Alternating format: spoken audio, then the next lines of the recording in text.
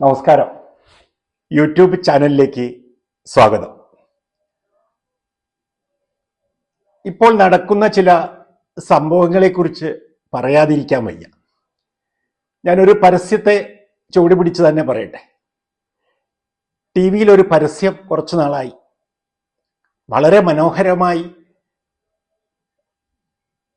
Shoot ചെയ്തതും edit ചെയ്തതും വളരെ ശ്രദ്ധയോടുകൂടി വീണ്ടും വീണ്ടും കാണുമ്പോഴും ആകാംക്ഷ ഉണർത്തുന്ന ഒരു പരസ്യമാണ് കണ്ടത്. അതിൻ്റെ വാചകങ്ങൾ: ഫാൻ ആദ്യം കറങ്ങും, പിന്നെ കറണ്ട് വരും. എത്ര രസകരമായ വാക്കാണ്!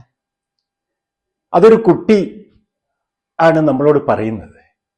രക്ഷിതാവ് കുട്ടിയോട് പറയുന്നു, കുട്ടി അത് പിറ്റേന്ന് കൂട്ടുകാരോട് പറയുന്നു, കൂട്ടുകാരിയോട് പറയുന്നു, കൂട്ടുകാരി അത് കളിയാക്കുന്നു, വട്ടായോ എന്ന് ചോദിക്കുന്നു, സ്കൂളിൽ പോയി പറയുന്നു, കൂട്ടുകാർ കളിയാക്കുന്നു. തൻ്റെ വീട്ടിലെ വളർത്തു നായയോട് സ്നേഹത്താൽ അവിടങ്ങളിലെ പുറത്തല്ലേ കിടക്കുക, തെക്കേ ഇന്ത്യയിലൊക്കെ കൂടുതലും. അപ്പോൾ അവര് ആ നായിനെ തൊട്ടിട്ട് നായിയോട് പറയുകയാണ് ആ കുട്ടി. അതെങ്കിലും അത് കേൾക്കുമെന്നുള്ള ഒരു ആശ്വാസത്തിൽ ഫാൻ ആദ്യം കറങ്ങും, കരണ്ട് വരുന്നു. പട്ടി പോലും അത് കേൾക്കാതെ ഒരു മൂളി കൊണ്ട് പോയ രംഗം എത്ര മനോഹരമായി ഷൂട്ട് ചെയ്തു. കുട്ടി അഭിനയിച്ചിട്ടുണ്ട് നന്നായിട്ട്. അതിലേക്കുപരി ആ ഡയറക്ടർ അഭിനയിപ്പിച്ചു എന്ന് വേണം പറയാൻ.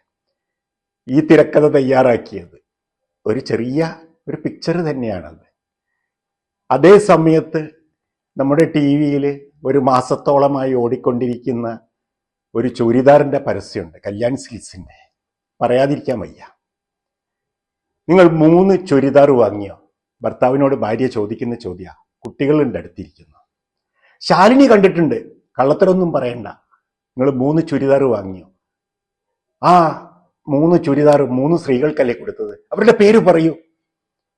അദ്ദേഹം അപ്പോ വിമിഷ്ടം ആയിട്ട് നിൽക്കുകയാണ്. എന്താ പറയുക? അത് കഴിഞ്ഞ് ഞാനിന്നാ വീട്ടിൽ പോവുകയാണ്. എന്നിട്ട് അലമാര തുറക്കുകയാണ്. കുട്ടികൾ അയ്യോ എന്ന് പറയുകയാണ്. അമ്മ ഇത് പെട്ടെന്ന് ഇങ്ങനെ അമ്മയിൽ നിന്ന് ഇങ്ങനെ ഒരു പ്രതികരണം ഉണ്ടാവുന്നത് ആദ്യമായിട്ടാണെന്ന് കേൾക്കുന്നത് പോലെ. അപ്പോ അലമാര തുറക്കുകയും ഒരു കല്യാൺ സിൽക്സിന്റെ ഒരു കവർ കാണുകയും, ഹായ് 3 ചുരിദാർ, 1 ചുരിദാർ, 2 ചുരിദാർ, 3 ചുരിദാർ എന്ന് പറയുകയും ചെയ്യുന്ന ആ രംഗം നമ്മുടെ കുടുംബ സദസ്സിലേക്കാണ് ആ പരസ്യം തൊടുത്തുവിടുന്നത്. എത്ര നല്ല പരസ്യങ്ങൾ കൊടുക്കാം. ഇതുവരെ അവർ ചെയ്ത പരസ്യങ്ങളെല്ലാം സ്റ്റാൻഡേർഡായിരുന്നു. ഒരു സ്റ്റാൻഡേർഡ് തന്നെ പറയാം. ഇത് വളരെ മോശമായിപ്പോയി. കണ്ടപ്പോൾ തന്നെ അത് പ്രതികരിക്കണം എന്ന് തോന്നി. അത് ഈ രൂപത്തിലാണ് പ്രതികരിക്കുന്നത്. വളരെ ചെലവ് ചെയ്തിട്ടും പൈസ മുടക്കിയിട്ടൊക്കെയാണ് ഒരു പരസ്യം ചെയ്യുന്നത്. എങ്കിൽ കൂടി അത് ജനങ്ങളിലേക്ക് പകരുന്ന സന്ദേശവും കൂടി കണക്കിലെടുക്കണം. പണ്ടൊരു നടൻ പറഞ്ഞിരുന്നല്ലോ, വൈകിട്ടെന്താ പരിപാടി എന്ന്. ഒരു ബ്രാൻഡിയുടെ പരസ്യ. പണം കിട്ടുമ്പോൾ നമുക്ക് ഏത് പരസ്യവും അഭിനയിക്കാം എന്നുള്ളതല്ല. അതിൽ പറയുന്ന വാചകങ്ങളിൽ ഒരു സെൻസർഷിപ്പ് ആവശ്യമാണ്. പണം കിട്ടിയാൽ എന്തും ചെയ്യാം എന്നുള്ള രൂപത്തിലേക്ക് ആവരുത്. അത് പിന്നീട് യുവാക്കൾ ഏറ്റെടുത്ത് യുവാക്കൾ അങ്ങനെ മുന്നോട്ട് കൊണ്ടുപോയിട്ടുണ്ട് എന്നുള്ളത് പറയാതിരിക്കാൻ വയ്യ. അന്നത്തെ കാലത്ത് അതൊരു ചർച്ച തന്നെയായിരുന്നു. ഇന്നിപ്പോൾ അതൊരു ചർച്ചയല്ല, അത് ചർച്ചയാവുകയുമില്ല. ഞാൻ ഈ പറഞ്ഞു തോന്നുന്നത് പരസ്യങ്ങളെക്കുറിച്ച് മാത്രമാണ്. ഇനി മറ്റൊരു വാർത്തയിലേക്ക് കൂടി കടക്കട്ടെ. ചെന്നൈയിൽ 2-3 ദിവസം മുമ്പ് നടന്ന ഒരു സംഭവമാണ്. ഒരു ക്ഷേത്രത്തിലൊരു ഭക്തൻ, ക്ഷേത്രങ്ങളിൽ പോയവർക്കറിയാം, ക്ഷേത്രങ്ങളിൽ ഭണ്ഡാരുണ്ടാവും. നമ്മുടെ കേരളത്തിലൊക്കെ ഭണ്ഡാരങ്ങൾ എന്ന് പറഞ്ഞാൽ നമ്മൾക്ക് കുറച്ച് നാണയങ്ങൾ ഇടാൻ, ഏതായാലും നോട്ടുകൾ മടക്കിയിടാനുള്ള ഓട്ട തന്നെ ഉണ്ടാവുള്ളൂ. വൻ ക്ഷേത്രങ്ങളിൽ വലിയ ഭണ്ഡാരം വെച്ചിരിക്കും. ആ വലിയ ഭണ്ഡാരം വെക്കുന്നത് എന്തിനാ? ശബരിമല പോലെയുള്ള ഭാഗങ്ങളിലൊക്കെ വലിയ ഭണ്ഡാരത്തിൽ വലിയ തുള തന്നെ ഉണ്ടാവും. അപ്പൊ കെട്ടുകണക്കിന് പൈസ കൊണ്ടിടും, കെട്ടുകണക്കിന് സ്വർണങ്ങൾ കൊണ്ടിടും. 1-2 സ്വർണ്ണാഭരണങ്ങളായിരിക്കില്ല. അതൊക്കെ കൊണ്ടുപോയിടാൻ പറ്റിയ തരത്തിലുള്ള ചിലർ വസ്ത്രം ഇടും. ദേവന് എന്തൊക്കെയാണ് അർപ്പിക്കേണ്ടതെന്ന് അവർക്ക് തന്നെ അറിയില്ല. ദേവന് ഈ വസ്ത്രം വേണ്ട, ദേവന് ഈ പണം വേണ്ട, ദേവന് ഈ സ്വർണം വേണ്ട, ദേവന് ഈ വെള്ളി വേണ്ട. എന്നിരുന്നാലും ദേവന് കൊടുക്കാം, ആയിക്കോട്ടെ, അവനവന്റെ ഇഷ്ടമാണ് അത്. കൊടുക്കുന്നതും ദേവൻ വാങ്ങുന്നുണ്ടോ എന്നുള്ളതല്ല പ്രശ്നം. അപ്പോ കഴിഞ്ഞ ദിവസം നടന്നൊരു സംഭവത്തിലേക്ക് തന്നെ ഞാൻ വരട്ടെ. ഒരു ഭക്തൻ, ചെന്നൈയിലാണ്, ഒരു ഭക്തൻ ക്ഷേത്രത്തിൽ പോയിട്ട് ക്ഷേത്ര ഭണ്ഡാരത്തിൽ പൈസ ഇട്ടപ്പോ അറിയാതെ ഭണ്ഡാരത്തില് പൈസയോടൊപ്പം തൻ്റെ മൊബൈൽ ഫോണും വീണുപോയി. കഷ്ടല്ലേ, തൻ്റെ മൊബൈൽ ഫോൺ അതിൽ വീണുപോയി. ഉടനെ തന്നെ ക്ഷേത്രം ദേവസ്വം സെക്രട്ടറി, ആ ഓരോ ക്ഷേത്രത്തിലൊരു സെക്രട്ടറി ഉണ്ടാവും ദേവസ്വത്തിന്റെ, ദേവസ്വമാണ് ഭരിക്കുന്നതെങ്കിൽ. അങ്ങനെ ഈ ക്ഷേത്രത്തിലെ ദേവസ്വം സെക്രട്ടറിൻ്റെ അടുത്ത് പോയി വിവരം പറഞ്ഞു. ദേവസ്വം സെക്രട്ടറി പറഞ്ഞു, ഫോണ് തരാൻ പറ്റില്ല, ഭണ്ഡാരത്തിൽ വീണതെല്ലാം ദേവന്റെ സ്വന്തമാണെന്ന്. അങ്ങനെ ഇദ്ദേഹം കേണ് പറഞ്ഞു, എൻ്റെ വില കൂടിയ ഫോണ് അതെങ്ങനെയും തിരിച്ചു തരണം എനിക്ക്, ഞാൻ പണമിട്ടപ്പോൾ അതിൻ്റെ കൂടെ അറിയാതെ വീണു പോയതാണ്. അറിയാതെ വീണു പോകും. നമ്മളെടുത്തു നിന്ന് കിണറിൽ വീണു പോകാറില്ലേ, മൊബൈൽ കുളത്തിൽ വീണു പോകാറില്ലേ, പുഴയിൽ വീണു പോകാറില്ലേ, എന്തിനേറെ നമ്മൾ ഇരിക്കുമ്പോൾ വീണു പോകാറില്ലേ, ബസ്സിൽ വീണു പോകാറില്ലേ. ഈ വീണു പോയിട്ട് തിരിച്ച് കിട്ടുന്ന ഫോണുകളൊക്കെ മിക്കവാറും ആൾക്കാർ തിരിച്ചു കൊടുക്കാറുണ്ട് ഇപ്പോഴത്തെ സമയത്ത്. എന്താ കാരണം എന്ന് വെച്ചാൽ നമ്പർ ട്രാക്ക് ചെയ്ത് പിടിക്കാൻ എളുപ്പമാണ്. പിന്നെ നമ്മുടെ പോലീസ് ഉദ്യോഗസ്ഥന്മാരൊക്കെ അത് വളരെ എളുപ്പത്തിൽ പിന്നെ തിരിച്ചു കൊടുത്ത എത്രയെത്രയോ സംഭവങ്ങളുണ്ട്. അതുപോലെ പല യാത്രക്കാർക്കും പല ആൾക്കാർക്കും കിട്ടിയിട്ട് മൊബൈൽ ഫോൺ തിരിച്ചു കൊടുത്തിട്ട് എൻ്റെ കൈവശത്തു നിന്ന് 2 പ്രാവശ്യം മൊബൈൽ ഫോൺ പോയിട്ടും എനിക്ക് തിരിച്ചു കിട്ടിയിട്ടുണ്ട്. ഒരു വിഷമവും ഇല്ലാതെ അവർ വിളിച്ച് എന്നെ അറിയിക്കുകയൊക്കെ ചെയ്തത്. ഒരു പ്രാവശ്യം ഞാൻ പിന്നെ ഒരു ഓഫീസിൽ വെച്ച് മറന്നുപോയി, ഒരു പ്രൈവറ്റ് ഓഫീസാണ്, അവിടെ വെച്ച് മറന്നുപോയി. ഞാൻ കുറേ ദൂരെ യാത്ര ചെയ്തപ്പോഴാണ് എൻ്റെ ഫോൺ എടുക്കാതെ വന്നു എന്ന് പറഞ്ഞു. ഉടനെ തന്നെ ഞാൻ എന്ത് ചെയ്തു, പിന്നെ റോഡിൽ സൈഡിൽ കാണുന്ന ഒരാളോട് ഫോണ് ചോദിച്ചു. അദ്ദേഹം ഫോൺ തന്ന് എൻ്റെ നമ്പറിലേക്ക് വിളിച്ചു, നമ്പറിൽ എടുക്കുന്നില്ല. അതേപോലെ എൻ്റെ ഫോണിലേക്ക് പലപ്പോഴായിട്ട് ഫോണ് കോള് വരുന്നുണ്ട്, ഉണ്ടാവും. അങ്ങനെ ഞാൻ തെരഞ്ഞു പിടിച്ച് ഞാൻ പോയ ഒരു ഓഫീസിലേക്ക് എത്തി. ഓഫീസിലെത്തിയപ്പോൾ എൻ്റെ ഫോൺ അവിടെ ഉണ്ടോ എന്ന് ചോദിച്ചു. അവിടെ ഒരു ഫോൺ കിട്ടിയിട്ടുണ്ട്, നിങ്ങളെന്താ ഫോൺ എടുക്കാതിരുന്നത്, ഞാൻ അടിച്ചല്ലോ എന്ന് പറഞ്ഞു. അപ്പോൾ അവർ പറഞ്ഞു, അതിൽ പല കോളും വരുന്നുണ്ട്, ഞങ്ങളെന്തിനാ എടുക്കുന്നതെന്ന് ചോദിച്ചു.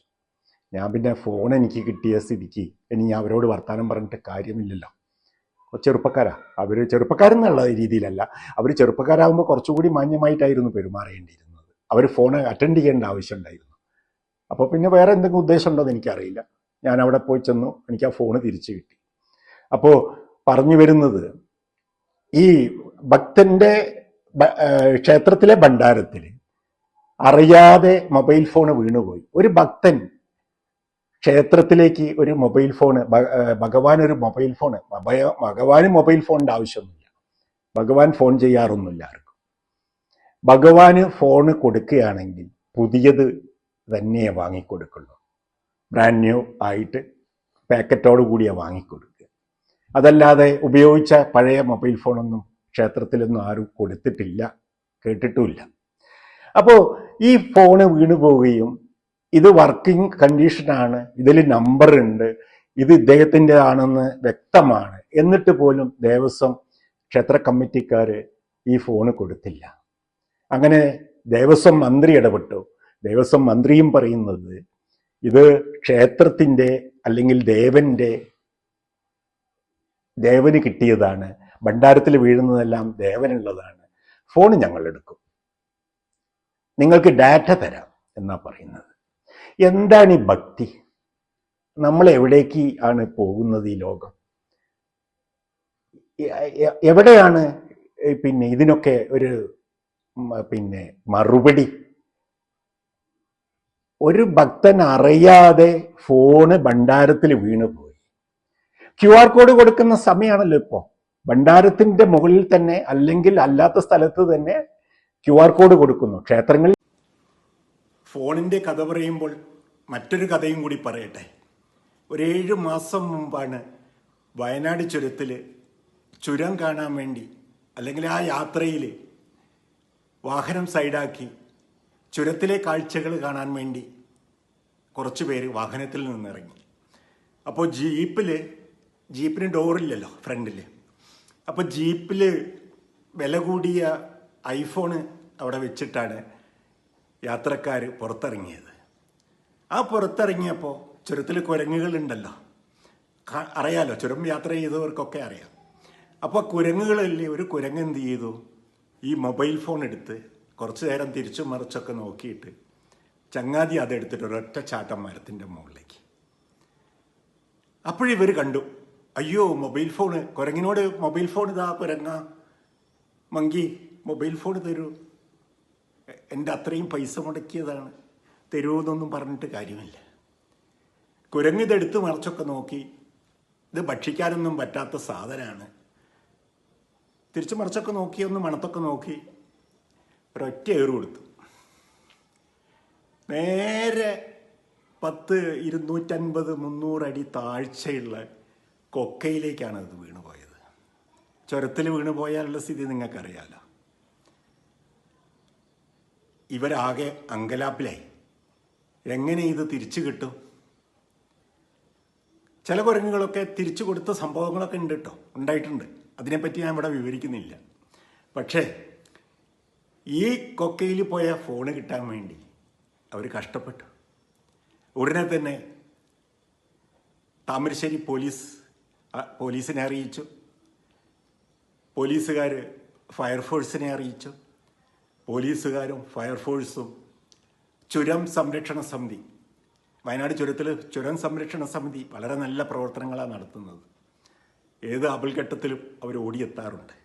ഇനിയൊരു ബ്ലോക്കായാണെങ്കിൽ പോലും അവരുടെ സേവനം വലുത് തന്നെയാണ്. അങ്ങനെ ഇവർ മൂന്ന് കൂട്ടത്തിലുള്ള പോലീസും ഫയർഫോഴ്സും പിന്നെ ചുരം സംരക്ഷണ സമിതിയും തിരച്ചിൽ ആരംഭിച്ചു. കൊക്കയിലേക്ക് വടമിറക്കി. വളരെ ആപത്കരമായ ഒരു ഘട്ടമാണ് ചുരത്തിൽ അവിടെ ഇറങ്ങുക എന്നുള്ളത്. ഇത് പകൽ സമയത്താണ്, രാത്രിയിലല്ല. അങ്ങനെ ഫയർഫോഴ്സിലെ ഒരു ഉദ്യോഗസ്ഥൻ നേരെ താഴോട്ടിറങ്ങി.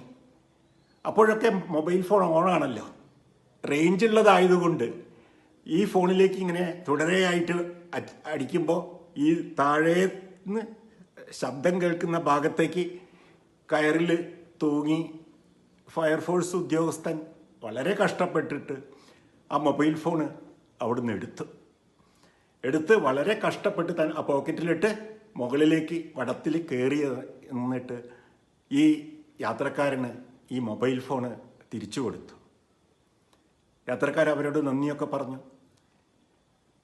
ഈ പോലീസ് ഉദ്യോഗസ്ഥന്മാരോ ഈ ഫയർഫോഴ്സ് ഉദ്യോഗസ്ഥന്മാരോ ഒരു പ്രതിഫലവും വാങ്ങിയിട്ടില്ല, അവർ വാങ്ങിക്കുകയില്ല. അവരുടെ സന്മനസ്സുകൊണ്ടും സേവന മനോഭാവം കൊണ്ടും ജോലിയോടുള്ള അർപ്പണ മനോഭാവം കൊണ്ടും അവർ പെട്ടെന്ന് വന്നിട്ട് അത് ചെയ്തു കൊടുത്തു. അവരാ മൊബൈൽ ഫോൺ തിരിച്ചു കൊടുത്തു. അവർ ആ വാഹനം എന്തിനാണ് ഇവിടെ നിർത്തിയത്? ഇവിടെ ചുരത്തിൽ വാഹനം നിർത്താൻ പാടില്ലല്ലോ, അല്ലെങ്കിൽ കുരങ്ങില്ലേ, നിങ്ങൾ കുരങ്ങ് ആക്രമിക്കുന്ന അറിയില്ലേ, കുരങ്ങ് നിങ്ങളെ മാന്തിയാൽ എന്ത് ചെയ്യും, കടിച്ചാൽ എന്ത് ചെയ്യും, അതൊന്നും അവിടെ ചോദ്യം ചെയ്തില്ല. അവർ സന്തോഷപൂർവ്വം ആ മൊബൈൽ ഫോൺ തിരിച്ചു കൊടുക്കുകയാണ് ചെയ്തത്. കേരളത്തിലെ പോലീസും കേരളത്തിലെ ഫയർഫോഴ്സും അഭിനന്ദനം അർഹിക്കുന്നു. ഞാൻ അവരെ അഭിനന്ദനം ഒരിക്കൽ കൂടി പറയുകയാണ് ചെയ്യുന്നത്. അത് കൈത്താങ്ങാവണം എല്ലാവരും. അപ്പോൾ മൊബൈൽ ഫോണിൻ്റെ കാര്യം പറയുമ്പോഴാണ് ഈ കഥയും കൂടി. ഇത് പത്രത്തിലൊക്കെ വന്നതാണ്, ടി വിയിലൊക്കെ വന്നതാണിത്. കുരങ്ങിന് അറിയില്ലല്ലോ മൊബൈൽ ഫോൺ എടുക്കാൻ പാടില്ല എന്നൊക്കെ. അപ്പോൾ ചുരത്തിൽ യാത്ര ചെയ്യുമ്പോൾ പ്രത്യേകം ശ്രദ്ധിക്കുക. വാഹനങ്ങളിൽ കുട്ടികളെ ഇരുത്തിയിട്ടുണ്ടാവും ചിലപ്പോൾ. ആ കുട്ടികളെ ചിലപ്പോൾ ആക്രമിച്ചുകൂടാന്നൊന്നുമില്ല. ചെറിയ കുട്ടികളെ എടുത്തുകൊണ്ടായി കൂടാന്നില്ല. വളരെ ശ്രദ്ധിക്കണം. ചെറിയ കുട്ടികളെയൊക്കെ വണ്ടിയിലിരുത്തി പുറത്തിറങ്ങുന്ന ആൾക്കാരെയൊക്കെ കണ്ടിട്ടുണ്ട്. രക്ഷിതാക്കൾ അങ്ങനെയൊക്കെയാണ് യാത്ര പോകുമ്പോൾ പല ഘട്ടത്തിലും പല രൂപത്തിലാണ് പലരെയും കാണാറുള്ളത്. ഞാൻ തന്നെ കണ്ടിട്ടുണ്ട് അങ്ങനെയുള്ള പല സന്ദർഭങ്ങളും. വാഹനത്തിൽ നിർത്തിയിട്ട് കുട്ടിയെ നിർത്തിക്കഴിഞ്ഞാൽ കുട്ടി ഒന്ന് കീറി തട്ടിക്കഴിഞ്ഞാൽ വാഹനം എവിടെ പോകും? ഹാൻഡ് ബ്രേക്ക് ഇട്ടിട്ടുണ്ടാവില്ല ചിലപ്പോൾ. ഇങ്ങനെയൊക്കെ പല കാര്യങ്ങളുണ്ടാവാം. പിന്നെ ചുരത്തിലുള്ള കുരങ്ങുകൾക്ക് ഭക്ഷണം കൊടുക്കരുതെന്ന് ഞാൻ ഒരിക്കൽ കൂടി പറയുകയാണ്. വനം വകുപ്പ് ബോർഡ് വെച്ചിട്ടുണ്ട്, ചുരത്തിലുള്ള കുരങ്ങുകൾക്ക് ഭക്ഷണം കൊടുക്കരുതെന്ന്. ഇതൊക്കെ ഇപ്പോൾ പ്രത്യേകിച്ച് പറയുന്നില്ല. എന്തായാലും ആ മൊബൈൽ ഫോൺ തിരിച്ചു കൊടുക്കുകയാണ് ചെയ്തത്. കേരളത്തിൽ ഇതുപോലത്തെ ഒരു സംഭവം ഉണ്ടായി. അപ്പോൾ നമ്മുടെ ക്ഷേത്രങ്ങളിൽ ഇനിയൊരു വലിയ ഭണ്ഡാരത്തിന് വലിയ വാതിലാണ്, വലിയ തുളയാണ് ഉള്ളതെങ്കിൽ കൈക്കുഞ്ഞ് വീണ് പോയാൽ എന്തായിരിക്കും സ്ഥിതി? തിരിച്ചു കൊടുക്കില്ലേ? അത്രയും വലിയ ദ്വാരമൊന്നും ഏതായാലും ഇല്ല, ഞാനങ്ങനെ പറഞ്ഞു എന്നേ ഉള്ളൂ. ഒരു മൊബൈൽ ഫോൺ പോയാൽ തിരിച്ചു കൊടുക്കേണ്ട കടമ നമ്മൾക്കുണ്ട്. അതാ വ്യക്തി ചോദിക്കുകയാണെങ്കിൽ കൃത്യമായി അതിൻ്റെ പേരും അതിലെ നമ്പറും ഇദ്ദേഹത്തിൻ്റെതാണ്, ഇദ്ദേഹം കുറച്ച് നേരത്തെ ആരെയാണ് വിളിച്ചത്, അതൊക്കെ അതിൽ റെക്കോർഡ് ചെയ്ത് നമുക്ക് തിരിച്ചറിയാൻ കഴിയുന്ന കാര്യങ്ങളാണ്. അപ്പോൾ അത് തിരിച്ചു കൊടുക്കേണ്ടതാണ്.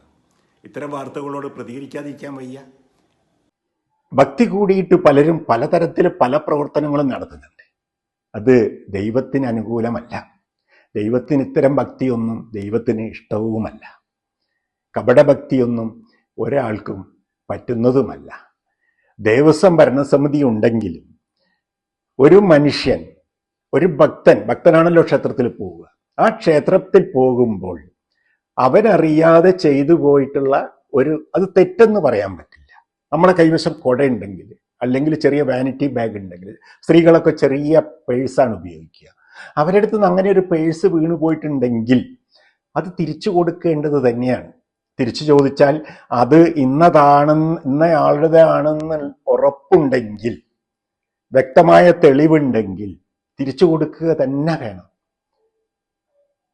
ഇത് മൊബൈൽ ഫോണ്, ഇതിന് പകരം ഒരു ചെയിനാണ് ഒരു സ്ത്രീ കയ്യിൽ പിടിക്കുന്നതെങ്കിൽ കരുതുക.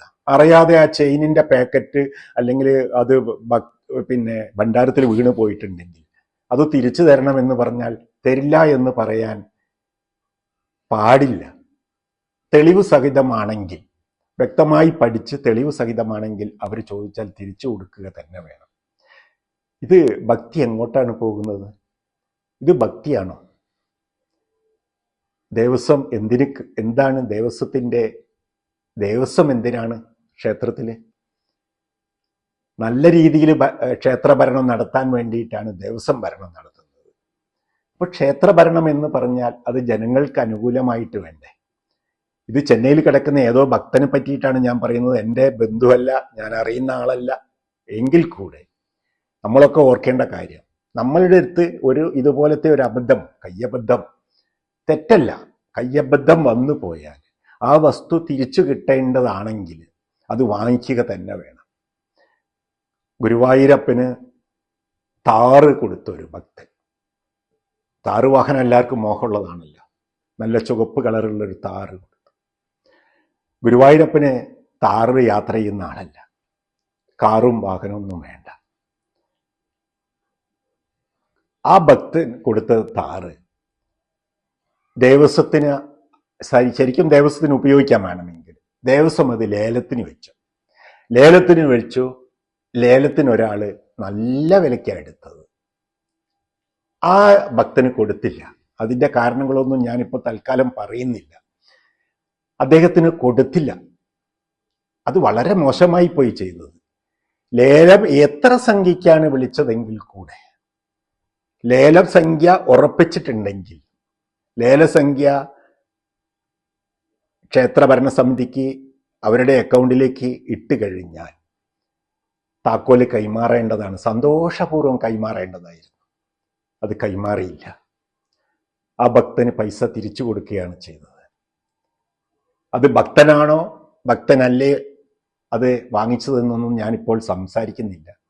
എന്തായാലും ലേലത്തിനെടുത്ത ആള് തന്നെ അത് കൈപ്പറ്റേണ്ടതായിരുന്നു താറ്. അദ്ദേഹത്തിന് ആവശ്യമുള്ളത് കൊണ്ടാണല്ലോ അദ്ദേഹം താറ് കൈപ്പറ്റിയില്ല, അദ്ദേഹത്തിന് കൊടുക്കാൻ കഴിഞ്ഞില്ല. നമ്മൾ എങ്ങോട്ടാണ് ഭക്തി കൊണ്ടുപോകുന്നത്? എല്ലാവരും ഭക്തിയായിട്ട് ക്ഷേത്രത്തിൽ വരുന്നത് അവരുടെ മനസ്സ് നന്നാവാനും അവരുടെ മനസ്സിലൊരു സന്തോഷം ലഭിക്കാനും ഒക്കെയാണ്. അങ്ങനെയുള്ള ഒരു ഭക്തനെ പിഴിയാണോ വേണ്ടത്? എന്തായാലും ഈ മൊബൈൽ ഫോണ് ആ ഭക്തന് ഇതെങ്കിലും എങ്ങനെയെങ്കിലും അവരുടെ ചെവിയിൽ എത്തിയിട്ട് ആ മൊബൈൽ ഫോണ് ആ ഭക്തന് കൊടുക്കണമെന്ന് തന്നെയാണ് ഞാൻ പറയുന്നത്. ഇല്ലെങ്കിൽ ഒരു ദൈവകോപം ഉണ്ടാവട്ടെ എന്ന് മാത്രമേ എനിക്ക് പറയാനുള്ളൂ.